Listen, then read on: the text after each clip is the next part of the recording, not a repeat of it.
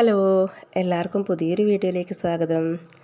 അങ്ങനെ രാവിലെ മുതൽ ഞാനിതാ എൻ്റെ അടുക്കളത്തോട്ടത്തിൽ തന്നെയാണ്.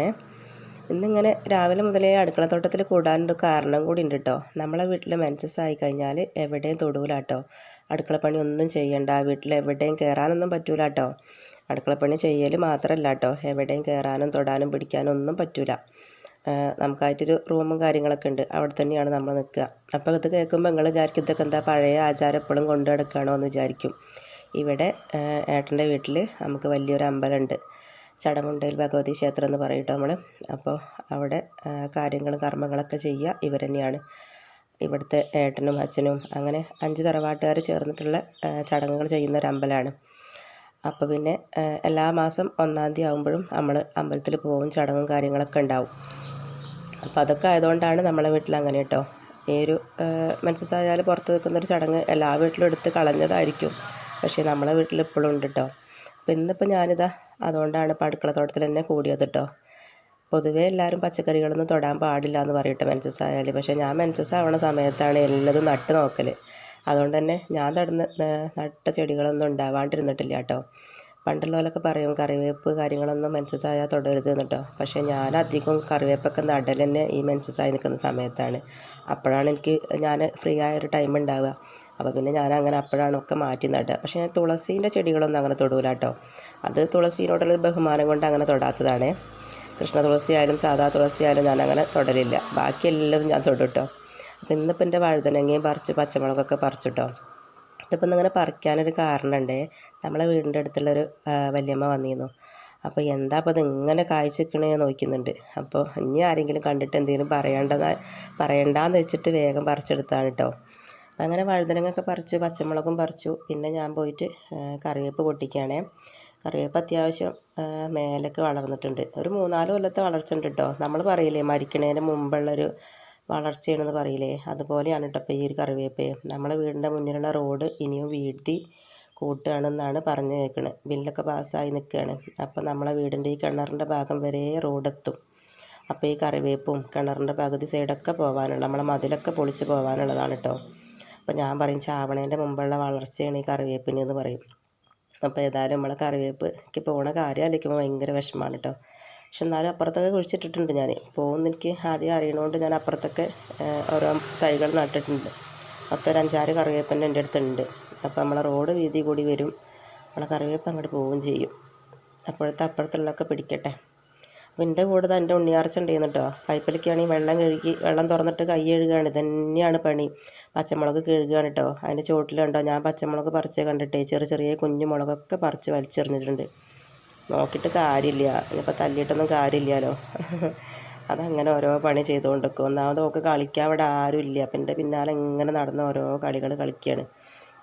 ഞാനെന്താണോ ചെയ്യണത് അതൊക്കെ അങ്ങനെ എൻ്റെ പിന്നാലെ കൂടെ നടന്ന് ചെയ്യുകയാണ്. അപ്പോൾ ഏതായാലും വെയിലത്താണ് കേട്ടോ കളി. നല്ല വെയിൽ ചെയ്യുന്നപ്പോൾ ഏതായാലും കൊണ്ടുവന്ന് ഇവിടെ കൊട്ടയിലൊക്കെ ഇട്ട് കൊടുത്തിട്ടുണ്ട്. അപ്പോൾ കറിവേപ്പിൻ്റെ ഇലയൊക്കെ എടുത്ത് ഇപ്പം മുരിങ്ങ ഊരുന്ന പോലെ ഊരും. അപ്പോൾ ഞാൻ അതിൻ്റെ മുന്നേ വേഗം അമ്മേനോട് എടുക്കാൻ പറയും കേട്ടോ. അമ്മ പിന്നെ വേഗം വാങ്ങിക്കൊണ്ടുപോയി. പിന്നെ നമ്മളെ വഴുതനങ്ങയൊക്കെ ഇട്ടിട്ട് അമ്മ ഉപ്പേരിയൊക്കെ ഉണ്ടാക്കി തന്നിട്ടുണ്ട് കേട്ടോ. ചോറും കറിയൊക്കെ അമ്മ തന്നെയാണ് ഉണ്ടാക്കി തന്നിട്ടുള്ളത്. പിന്നെ ഉച്ചൻ്റെ ശേഷം നന്നായിട്ടൊരു മഴ പെയ്തിട്ടോ, ചോറൂറ്റി കഴിഞ്ഞ ശേഷം. പിന്നെ ആ മഴ പെയ്ത് ഇങ്ങോട്ട് തോർന്ന ശേഷം ഞാനിതാ അതിൻ്റെ അടുത്തുള്ള നമ്മളെ മദ്രാസ് മുല്ലയൊക്കെ അല്ലേ, അതൊക്കെ ഉണ്ടായിരുന്നു കേട്ടോ. അപ്പോൾ അതൊക്കെ വെട്ടിക്കളയുകയാണേ. അങ്ങനെ അതൊക്കെ വെട്ടുന്ന തിരക്കിലാണ്. നല്ല രസമാണ് കേട്ടോ ഈ മദ്രാസ് മുല്ല പൂത്താലേ. നിറയെ പൂക്കളുണ്ടാകും, ഓറഞ്ചും ചുവപ്പും മഞ്ഞയായിട്ട്.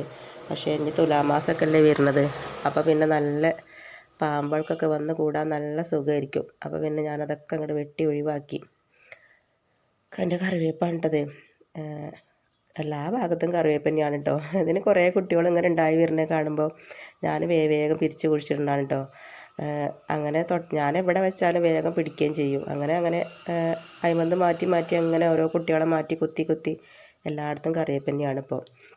ഇത് പിന്നെ നമ്മളവിടെ ഒരു നേന്ത്രക്കന്ന് വെച്ചിരുന്നു കേട്ടോ. അപ്പോൾ ആ നേന്ത്രക്കന്നിൻ്റെ മുരട്ടിൽ അതിൻ്റെ ആ ഒരു വാഴക്കന്ന് ചീഞ്ഞതും ചമ്മൽ കുറേ ഉണ്ടായിരുന്നു. അപ്പോൾ ഞാൻ പിന്നെ ഒരു കമ്പി, ഒരു കോട്ട് പോലത്തൊരു കമ്പിയാണ് കേട്ടോ, അത് വെച്ചിട്ട് ഇങ്ങനെ വലിച്ചെടുക്കുകയാണേ. അങ്ങനെ അതിൻ്റെ ഇടയിൽ കുറച്ചപ്പുറത്ത് ചെറിയൊരു പാമ്പും കൂട്ടി ഉണ്ടായിരുന്നു കേട്ടോ. എനിക്കൊരു പേടി ഉണ്ടായിരുന്നു അങ്ങനെ ചെയ്തുകൊണ്ട് വന്നപ്പോൾ. പിന്നെ ഞാൻ നമ്മളെ വഴുതനങ്ങൻ്റെ മുരട്ട് നമ്മളെ വാഴച്ചപ്പെല്ലാം കൂടെ കൊണ്ടുപോയി കൂട്ടിയിട്ടിട്ടോ. അപ്പം അങ്ങനെ നമ്മളെ പഴയ വാഴൻ്റെ ആ ഒരു ഭാഗമൊക്കെ അങ്ങോട്ട് വെട്ടി നശിപ്പിച്ചു. നമ്മളെ കിണറിൻ്റെ ആ ഒരു സൈഡ് അങ്ങനെ അങ്ങോട്ട് വൃത്തിയാക്കി എടുത്തേ.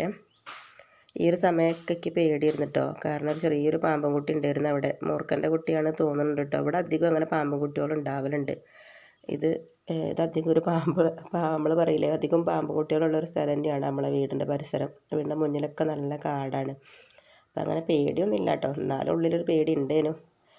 പിന്നെ നമ്മളെ കുമ്പളത്തിൻ്റെ മുരട്ടിനൊക്കെ കുറേശ്ശെ മണ്ണിട്ട് കൊടുക്കുകയാണേ. ഇങ്ങനെ ഫ്രീ ആയി നിൽക്കുന്ന സമയത്ത് നമുക്ക് അങ്ങനെ ഒഴിഞ്ഞെടുക്കുക. ചോറുണ്ടാക്കുക, കറി ഉണ്ടാക്കുക, അങ്ങനത്തെ ബേജാറൊന്നും ഇല്ലല്ലോ. ഫ്രീ ആയി നിൽക്കുന്ന സമയത്താണ് ഞാൻ അധികം ഇങ്ങനത്തെ പണികളൊക്കെ എടുക്കാൻ ഒരുങ്ങുക. അങ്ങനെ നമ്മളെ കുമ്പളത്തിനൊക്കെ അങ്ങനെ മണ്ണൊക്കെ ഇട്ട് കൊടുത്തു. കുമ്പളമൊക്കെ 1-2 കായ ഉണ്ടായിട്ടുണ്ട് കേട്ടോ. അതൊന്നും ഞാൻ പ്രതീക്ഷിച്ചിട്ടില്ലായിരുന്നു കേട്ടോ, കുമ്പളം കായ ഉണ്ടാവുമെന്ന്. ഞാൻ വെറുതെ തെച്ചിക്കൊമ്പ് ഉണങ്ങിയ സമയത്ത് അങ്ങനെ വെച്ച് കൊടുത്തിരുന്നു. അപ്പോൾ അതാ ഹൈമിലൂടെയൊക്കെ കയറി കായ്ച്ചു തുടങ്ങി കേട്ടോ. പിന്നെ കുറച്ച് ചീരയൊക്കെ ഉണ്ട് കേട്ടോ. ഈ ചീര ഒന്നും ഞാൻ നട്ട് പിടിപ്പിച്ചത് എങ്ങനെയാ അറിയോ, അവിടെ ഇവിടെയും കാണുന്ന ചീരകളൊക്കെ, പറമ്പിൽ കാണുന്ന ചീരയൊക്കെ കൊണ്ടുവന്ന് നട്ടതാണ് കേട്ടോ. അപ്പം അങ്ങനെ ഏതായാലും അതൊക്കെ അങ്ങോട്ട് പിടിച്ചിട്ടുണ്ട്. പിന്നെ നമ്മളെ കർമൂസ തൈകൾ ഇതാ നന്നായിട്ടുണ്ടായി വരുന്നുണ്ട്. എനിക്ക് ഭയങ്കര ഇഷ്ടമാണ് ഈ കർമൂസയും. എന്നോട് എല്ലാവരും പറയും, എനിക്ക് എന്ത് ഈ കർമൂസ കുഴിച്ചിട്ടുണ്ടാക്കണ പണി തന്നെ ഉള്ളൂ ചോദിക്കും. പക്ഷേ എനിക്ക് ഭയങ്കര ഇഷ്ടമാണ് കേട്ടോ, കർമൂസ ഭയങ്കര ഇഷ്ടമാണ്. അങ്ങനെ അതൊക്കെ അങ്ങനെ അവിടെ ഉണ്ടായിട്ടൊക്കെ മാറ്റി കുഴിച്ചിടണം. അതിൻ്റെ അപ്പുറത്ത് നമ്മളെ കറിവേപ്പിൻ ചെടീൻ്റെ അടുത്തുള്ളതാണ് കേട്ടോ ഈ ഒരു വഴുതനങ്ങക്കായ. അതും തന്നെ അത്യാവശ്യം നന്നായിട്ട് വരുന്നുണ്ട് കേട്ടോ. ഈ ഒരു വഴുതനങ്ങൻ്റെ മുരട്ട് മണ്ണിട്ട് കൊടുക്കുന്ന സമയത്താണ് കേട്ടോ ഞാൻ പാമ്പിനെ കണ്ടത്. അതോടുകൂടി ഞാൻ പണി നിർത്തി.